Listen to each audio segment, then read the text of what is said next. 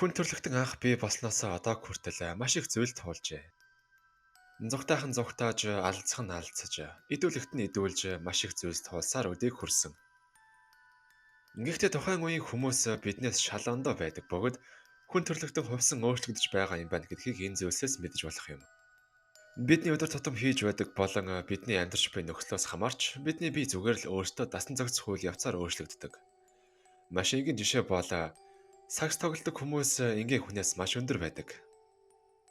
Энийг бид бүгд мэднэ. Гэхдээ бид цаг мөч бүхэнд өөрчлөгдөж байдаг юм бол ирээдүйд яг ямар болохоо мэдэхгүй. Тэгэхээр өнөөдөр энэ талаар жаахан ярилцгаая. Хамгийн ихэнд бидний тарих. Тарих анх байснаасаа жижигэрч байгаа гэдгийг мэдэх үү? Хэдэн сая жилийн өмнөх бидний өвөг эцэг биднээс хамаагүй жижигхэн тарихтай байсан байх нь. Гэхдээ энэ байдал үргэлжсээр байх юм бол хүн төрөлхтөн одоо байгаагаас бүр жижигхэн тарихтай болох нэ. Энэ нь оюун ухаан бага болж байгаа гэсэн үг биш юм. Харин тархинд дэх холбоосуудаар мэдээлэл илүү хурдан дамждаг болно л гэсэн үг. Хүний тарих жижигэрч байгаа юм чинь толгойн хэмжээч мөн адил дагаад хувьсгах нь. Тэгэхээр ирээдүйд хүүхэд гаргахад хамаагүй хэлбэр болох юм байна. Магадгүй энэ байдлаар цаашид яваад л жижигрээд л байх юм бол бидний тарих теннисний бөмбөг шиг болж магадгүй юм. Дэртэ тэргүй бид өмнөх шиг амьтанд бариулж ой дунд амьд гарч өдөр болгон өгчгүй шиг хоолоо олоод идчих юмсан гэсэн бодол одоо бодох шаардлагагүй болсон. Ирээдүйд бүрж бодох хэрэг гарахгүй болсон болохоор энэ минь бас нөлөөтэй байдаг гинэ. Одоо би та нартай илүү бүзүүлье, окей? Анхааралтай байгаарай. Тэгэхээр та бүхэн баруунуудад чанга аниж байгаад энэ хоёр тэмдэгний баруун талынх руу харах хэрэгтэй. Харин одоо толгойгоо удаанаар урагшаа хоошоо болгоод хөдөлгөөрэй. Гэлгснээсээ толгойгоо хол ойр болгоно гэсэн үг. Энэ үйлдэлийг хийх үед зүүн талын тэмдэг алга болж байгаа биз? Энэ нь ямар нэгэн оптикл илүүшин биш. Харин чиний хараагүй сохор хэсэгч нь гэсэн үг. Хүн болгонд энэ зүйл байдаг. Нүдний чинь альва хэсэг дээр нэг юм ингээд наацсан байж байгаа гэсэн үг заа юу. Тэгэхэд тэр хэсэгт чинь юм харагдахгүй. Ээжийн ширээн дээр байгаа очоод аваад ир гэсэн юм их хизээч олохгүй байгаад байдаг одоо л ойлголоо.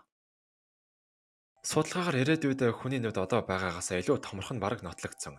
Харанхуй орчинд альва зүйлийг илүү хурцаа тод харах.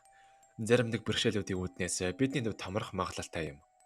Хүн ирээдүйд шувууных шиг хошуутай болох юм гинэ. Энэ судалгааг 2013 онд Fraser гэдэг судлаач гаргасан бөгөөд энэ загасны шүдтэй хүний шүдийг харьцуулж гаргасан гэдэг. Энэхүү загасыг pufferfish гэж нэрлэдэг бөгөөд шүдний бүтцэн хүнийхтэй маш адилхан. Дээрээс нь шувууных шиг жижигхэн хатуу хошуутай байсан гэж байгаа. Үүнээс үүдэн бид ирээдүйд хатуу хошуутай болох нь. Nice. Булч нь одоо үед гоёч гэсэн ирээдүйд үүний хэрэг бараг байхгүй болно. Бодоод үзэхэд ер нь эртээр үеийн шиг заавал булчингаа ажилуулж байж альва зүйлийг хийдэг байхаа болсон. Тэгэхээр хүн төрлөختөн баг багаараа сул дорой болж байгаа гэсэн үг. Өдөр ирэх тусам бидний амьдрал илүү хэлбэр болж байгаа. Ирээдүйд бүрч хэлбэр болох байх. Тиймээс бидэнд булчин хэрэггүй. Харин илүү оюунлаг тархил хэрэг болох нь. Ялангуяа бидний хөлийн булчин өмнөх шиг бид уул хадаар авирч хүнд хэцүү газраар өдөр болон алхаж гүйгээд байдаггүй болсон болохоор бидэнд тэдгээрийг хийх шаардлагатай булчин хэрэггүй болоод л байгаа. Ямар нэгэн ханиад мэтийн өвчин авсан үедээ гэртээ хэсэг зур амраад хоол ундаа сайн идээд байж байхад зүгээр болчихдог. Энэ нь чиний дархлааны систем ажиллаж өөрийгөө эмчилж байдаг. Гэхдээ одоо үед янз бүрийн тариа эм зэрэг зүйлүүд их хэрэгснээс болж бидний өөрсдийн дархлааны систем бараг хэрэггүй болж байх шиг байна. Дээрээс нь хөдөлгөөн бага байх юм бол бүрч ойлгомжтой. Тэгэхээр ирээдүйн чи жоохон л даарах юм бол өхлийн аюулд орох нэ. Хэрвээ хүйтэн цаг үеийн нөхцөлд амьдардаг нарны шууд тусгалаас хол байдаг цагаан арьстай хүн халуун уур амьсгалтай Африкт очивол тэдний арьсд орохноо төлөгдөнө. Харин эсрэгээр халуунд амьдардаг хар арьстай хүн Антарктид зэрэг хүйтэн газар очивол тэд маш амархан дааран тэдний цаг үеийн нөхцөл байдалд нэлээд зовох болно. Дээрээс нь хүмүүсийн дэлхийд даярах шилжилт хөдөлгөөн өвөнд маш их нөлөөлөх юм. Зам нь дээрээс нь дэлхийн дулаалал нэмэгдээд байвал бүр дуус. За дээрээс нь азааны давхаргач соорсоор байвал нарны ихэд яган тавиа дэлхий дээр шууд тусаад эцэст нь бид бүгдээрээ сайхан хар арьстай болоод дуснаа гэсэн үг. Дан хар арьстай болохоос гадна бид энэ амьтан шиг арьсны өнгө хүссэн үедээ байгаа орчноос хамаарч өөрчлөлт болох магадлалтай юм. Ямар ч байсан бид одоо байгаагаас арай өөр арьсны өнгөтэй болно гэсэн үг. Бидний үсч гэсэн байхгүй болно. Яхав гой сайхан харагдуулдаг ч гэсэн яг үнэндээ ирээдүйд өснө амьд гарахад ямар ч хэрэггүй. Бид хуруугаараа өдөртөө хичнээн их зүйлийг хийдэг болсноо бодоод үзэх хэрэгтэй. Үүний улмаас бидний хуруу болон гарны хэсэг улам нарийсч урт болох магадлал маш өндөр. Энэ нь бидний өдөр тутмын хийдэг үйлдэлүүдээс шууд холбоотой. Жишээ нь утсаа оролдох, мессеж бичих, компьютер дээр текст бичих, хөгжим тоглох гэх мэт. Энэ мэтэр бид цаашид үргэлжлэх юм бол урт хуруу гартай хүмүүс болох нь ойлгомжтой. Хүний бие ямар нэгэн байдлаар одоо байгаагаасаа илүү өндөр болно. Энэ нь бидний өвөг дээдс болох эртний төрлийн хүмүүсийг харахад ойлгомжтой байна. Хэдэн сая жилийн турш тэд хувьсан өөрчлөгдснөөр одоогийн хүмүүс үүссэн. Гэхдээ ирээдүйд бид ямар нэгэн байдлаар Марс эсвэл өөр гариг дээр оршин тогтнохоор болвол мөн адил бидний гадаад бие төрөх өөрчлөгдөнө. Учир нь тэнд татах хүч маш бага байдаг учраас биднийг доош нь татаж байдаг хүч суларснаас үүдэн бидний нурууны үед сул тавигдах болно.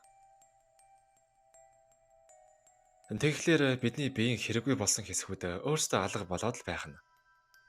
Хүнд хэрэггүй эрхтнүүдээс дурдвал агт араа. Эртнэр үед түүхий, хатуу, идэхэд хүндрэлтэй зүйлүүдийг идэхийн тулд энэхүү шүд байдаг байсан. Харин одоо бол ямар ч хэрэггүй. Бид даарах эсвэл хаяа айдас мэдрэх үед бидний шар ус бослоо гэж ярьдаг.